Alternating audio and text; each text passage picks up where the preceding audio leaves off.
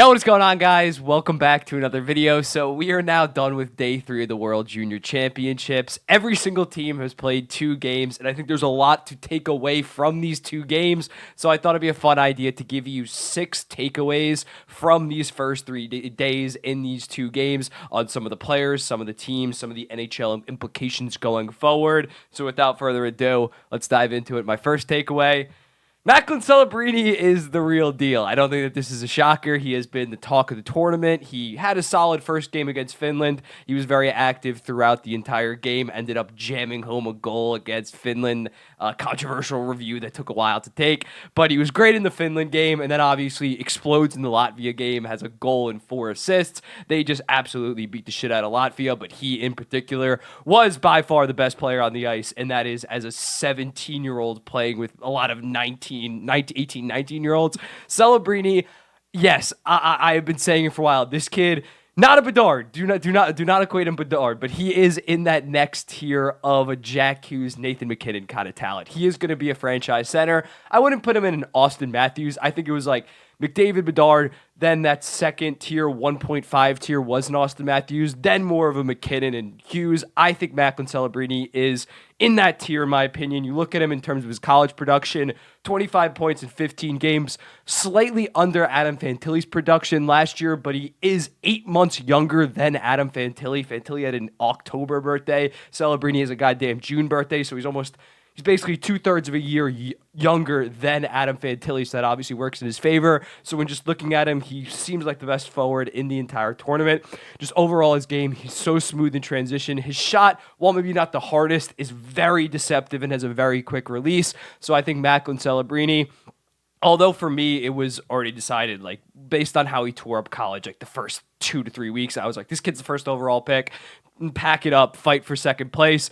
Now it is clear that no one is even going to suggest Yzerman, suggest Demidov, suggest Helenius, who I'm going to talk about later, that Celebrini's going first overall. It's the Celebrini tankathon, and it is just fantastic to have yet another elite prospect joining the ranks, because a year and 2 ago, we didn't know if 2024 was going to have this franchise player. Now it's clear that Macklin Celebrini can be that guy. Number 2, Slovakia is a wagon, man. Slovakia is a damn wagon. I went on a limb. I said they were going to make the finals in this year's tournament, end up beating Finland in the quarters, beating Sweden in the semis, and they've obviously had a fantastic start. 6-2 against Czechia, the Battle of Czechoslovakia. They came out absolutely firing at the end of the second period and start of the third, like 4 straight unanswered goals, and then got it done 3-0 against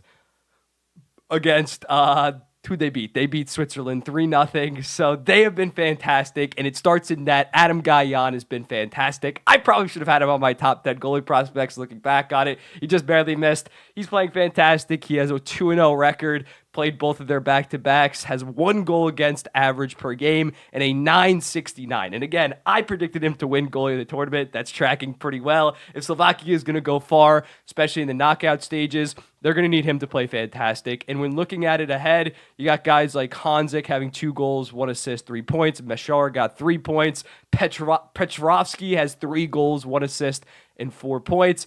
They got 9 NHL-affiliated forwards on their team. This forward core is elite. The defense is a little bit shaky, but they have played pretty good. It's going to be very interesting to see how they look against the United States. But with Gajan, he can make up for that. And it's going to be pretty interesting because in my initial predictions, I had Finland finishing 3rd in Group A. That's probably going to be Germany now, which honestly I like more for Slovakia. So they're going to get Germany, assuming they lose to the United States, they're going to get Germany in their quarterfinal matchup, which I love for them. I think that is a pretty easy matchup, although Germany is playing pretty decent. They are losing to Sweden. They lost to Sweden today. But when looking at Slovakia, if they get Germany, I think they're pretty much in the semifinals, and then they're just going to have to beat probably Sweden or Canada in the semifinals to make the finals, where I have them obviously in my prediction. Next up, Finland is kind of falling off, man. And this isn't just overreactionary to this tournament. Yes, they did lose to Germany for the first time in their entire country's history in the World Juniors. They were 25-0.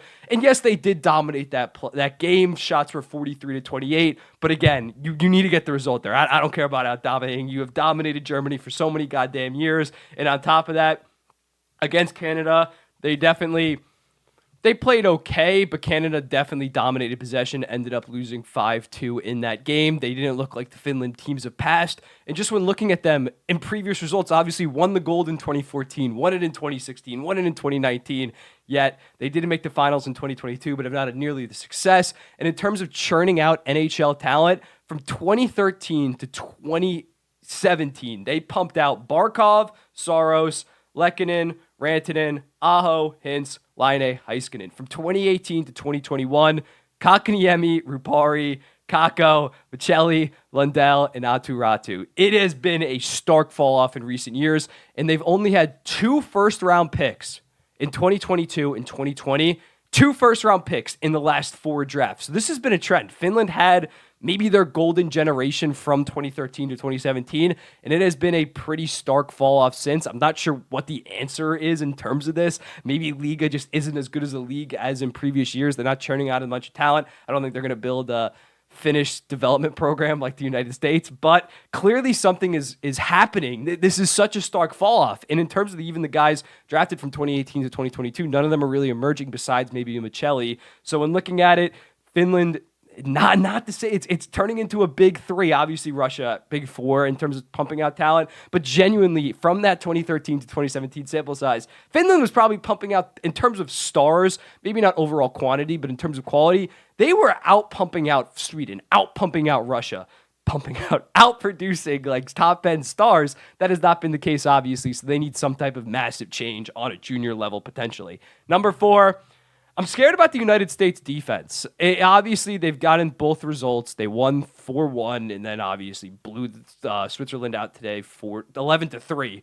But the defense has been pretty suspect. In that first game, a lot of odd man rushes from Norway, a lot of high danger chances. Augustine just absolutely balled out. It could have been like 2-1, 3-1 at times in favor of Norway in that first period. The defense core is scaring me. And even against Switzerland, yes, they did blow them out. Allowing 3 goals to Switzerland, in my opinion, is unacceptable, especially after that first game against Norway. A guy like Seamus Casey gets absolutely embarrassed on that first Switzerland goal today. When you look at this team, Hudson, Casey, and Zibium, they're all very offensive defensemen. I thought their partners would be able to carry the load, but I'm kind of scared. I don't think this defense core is physical enough. They rely too much on their elite skating, too much on their stick work. They're not, I fear, against bigger, more physical, pro-style teams like a Sweden, like a Finland, like a Czechia, like a Slovakia. They might get exposed. This defense core has the offensive goods. They can outproduce maybe, but they're going to have to win probably like 5-3, 6-4 kind of games in order to win this tournament. I am scared considering how shaky this defense core is. Maybe Augustine and Fowler can outperform the lack of defense, but it's definitely a big concern of mine. I knew that they were going to have some problems with their all-offensive defense force, but I thought some of their defensive partners would be able to make up for it. Number 5, Konsta Helenius, the 2024 projected top 10. I had him as my second overall prospect. Has been kind of disappointing. And again, I'm not going to massively overreact to 2 goddamn games in the World Junior Tournament. You see far too much. Guys, stocks absolutely shoot up from this tournament or absolutely crap out. I'm not ready to do that, but this is a guy that I piped up a lot in my draft rankings that I did like a month ago. And I'm not seeing it like I did see it at the Finnish level. You can see that he's a very intelligent player, but in terms of his skating and overall stick work in this tournament, I'm seeing some turnovers, I'm seeing some laziness. I still think he is a very good prospect. And again, Finland on the whole has been pretty disappointing, but he has also been pretty disappointing in my opinion. I expected him to not carry this Finnish team, but he was expected to play a pretty big role. As of right now, he's scoreless. Definitely can turn it around. Maybe somehow pull off an upset in the quarters, make the semifinals, or do something like that. But 2 games through, I think he has been kind of invisible, and he was expected to play a pretty big role. It's not like this is the United States or Canada where the teams are absolutely loaded. He was expected to be a difference maker. And then finally, a little NHL implications.